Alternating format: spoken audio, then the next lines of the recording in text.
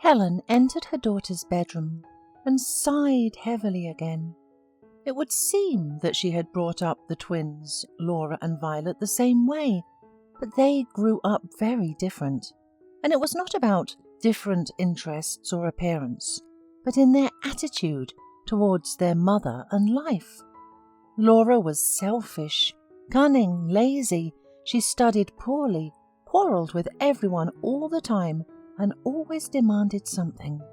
Violet, on the contrary, was a shy, kind, polite and easygoing girl. She studied well and always helped her mother in everything.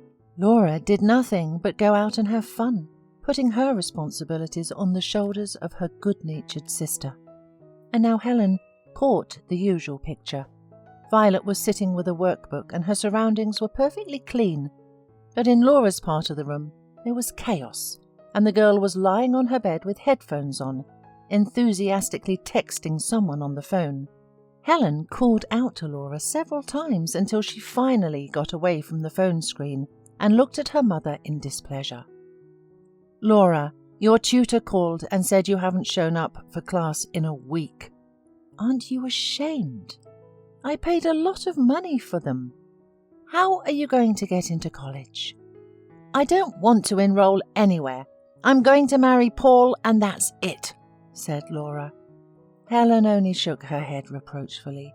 Paul was Laura's boyfriend, studying to be a mechanic, and although she didn't approve their relationship, the daughter didn't care. "And how are you going to live? What are you going to do without an education?" once again asked the mother, but Laura only rudely brushed it aside. Eventually, after a few months, Violet enrolled in a prestigious university, began to receive a scholarship and moved into a dormitory. Helen was very proud of her daughter, but things were different with Laura.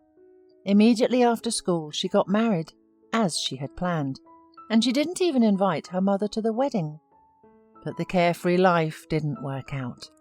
Paul didn't earn much. They lived in a tiny rented apartment in a troubled part of town. Soon, Paul started talking about exchanging his mother-in-law's apartment. It seemed unfair to him that a woman lived alone in a large apartment and also had a summer house. Paul thought that if Helen sold it all, she would be able to provide everyone with a decent place to live. He had been instilling these thoughts into Laura for so long that soon she began to think the same way. One day, she came to visit her mother, and over a cup of tea, she said that she had to help them buy their own place. Helen was shocked at such an offer and flatly refused. "Mum, do you really want your grandchildren to live in miserable conditions?" resented Laura. "I raised my 2 children alone, without a husband, so either provide a future for your children yourself or don't have them at all," replied Helen categorically. After this talk, Laura left, slamming the door loudly.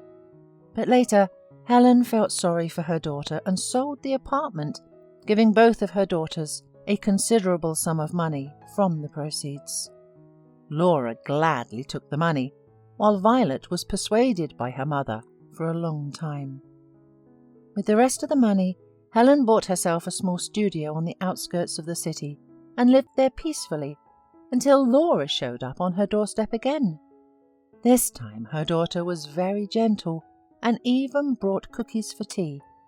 The reason for this behaviour was revealed very soon. "Mum, we need your help. We wanted to take out a mortgage, but they won't give it to us because I work as a salesperson and Paul was fired. He was unfairly accused of theft and he couldn't prove that he was framed."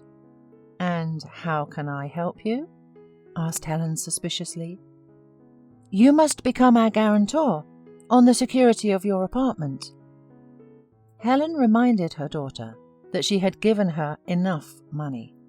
She gave the example of Violet, who had long ago taken out a mortgage, had studied and worked, and was somehow coping.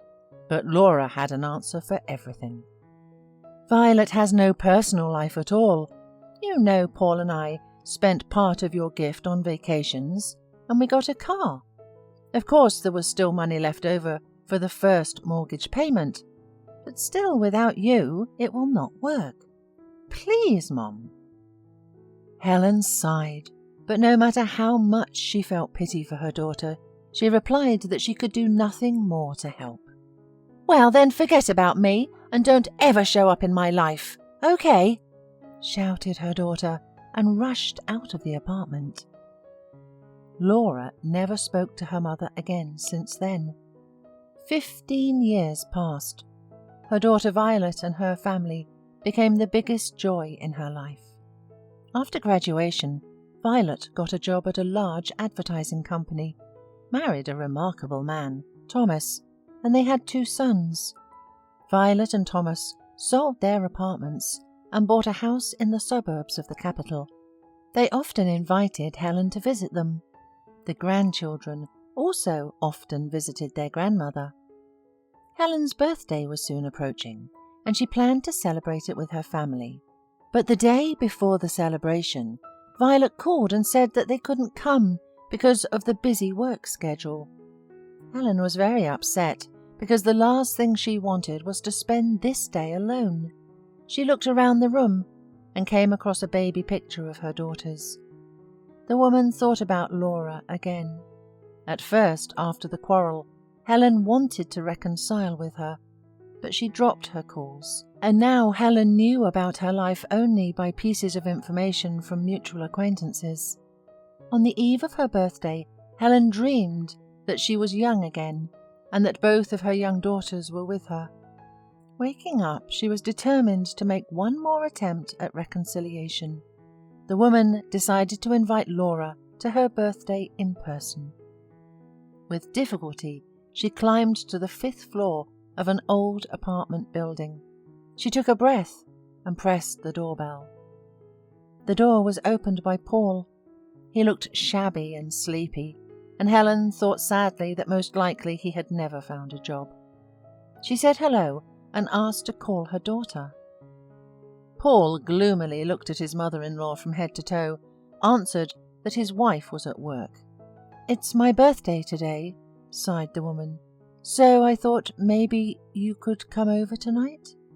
"I'll tell Laura that you stopped by, but I don't think she'll agree to go to you," replied Paul, lazily scratching his side and not even inviting his mother-in-law inside. "What time is she coming in from work? Can I wait for her? I'd like to talk to my daughter myself," asked Helen hopefully. "Laura will be late, and it's time for me to go too. All the best and happy birthday," said Paul indifferently, and slammed the door in front of his mother-in-law's nose.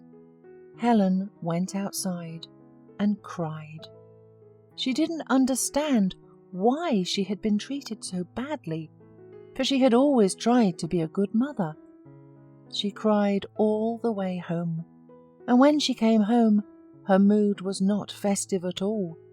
She entered the apartment, turned on the light, and immediately she was surrounded by her relatives. The woman gasped in surprise, but then realized what was happening. The people had funny hats on their heads, bundles of colourful balloons in their hands. Violet was holding a bouquet of her mother's favourite flowers, pink peonies, and Thomas was holding a big, beautiful cake with burning candles. "Surprise!" shouted all of them amicably. "Happy birthday!" The grandchildren squealed with delight and rushed to hug their grandmother, and Helen cried again, but this time from happiness. She joyfully kissed her grandchildren, hugged her daughter and son-in-law, and they all sat down together at the holiday table, already set by her daughter. Thomas and Violet presented Helen with the long-awaited present of a coffee machine and a voucher to a sanatorium on the seashore. The evening passed remarkably well, but Helen's soul was still heavy. Feeling the love and care with which Violet looked at her, Helen could not stand it and told in details about her visit to Laura. "Mom, don't blame yourself. You did everything you could for Laura and more. I remember how you saved and denied yourself everything so that we could have everything we needed. And if Laura doesn't appreciate it, that's her choice. But you are the best mother ever." Helen looked into her daughter's eyes, and her heart squeezed. At that moment, she thought about the fact that she might not have many years ahead of her, and decided that the moment had come to reveal her secret and ease her soul. "Violet, I have something to tell you," she began softly. "Many years ago, I gave birth to a child. As I was lying in my ward, I heard the heartbreaking scream of a baby in the next room. When I looked in, all I saw was a little baby girl. I went over to her, took her in my arms, and she immediately calmed down. She was so tiny, miserable, and I cradled her in my arms and called the nurse to find her mother. And it turned out that she had run away. The baby was supposed to be sent to an orphanage." Violet listened to the story and felt cold inside. She already understood where it was leading to, but could not believe it. Then her mother said that she had visited the baby in the hospital for the rest of the time before she was discharged. She breastfed her because she had plenty of milk, and in the end she could not part with her, loving her as her own. And then she went to the head doctor and persuaded him to draw up documents as if she were born with twins, and to give the abandoned baby girl to her for upbringing. She was literally lying on her feet in the head doctor's office, begging him to help, and in the end he agreed. Helen looked at Violet with eyes full of tears. "And all my life I asked myself the only question, how is it possible that my own daughter Laura does not want to know me, and you are always by my side, both in sorrow and in joy?" The woman took a breath and wiped away her tears. "Forgive me for telling you all this now, but I want you to know that I have no one more dear and closer than you. The first time I saw you, I knew at once that you were my little girl." Violet also cried. She held her elderly mother close to her, kissed her grey hair, and whispered, "Mommy, I didn't even think I could love you more. But it turns out it's possible," she said sincerely. "Thank you for everything you've done for me. Thank you for saving me without fear of hardship. I love you so much." At that moment, the youngest grandson ran into the room and, seeing the two crying women, looked at them with wide open eyes and called out to his father. "Daddy, Daddy, why are they crying?" the little boy asked in surprise. "A birthday is sometimes a sad holiday," said Thomas thoughtfully, stroking his son's head. "That's because you didn't listen to me," declared the child. "You should have bought sweets for Grandma, not that stuff you presented. Then she wouldn't have cried for sure."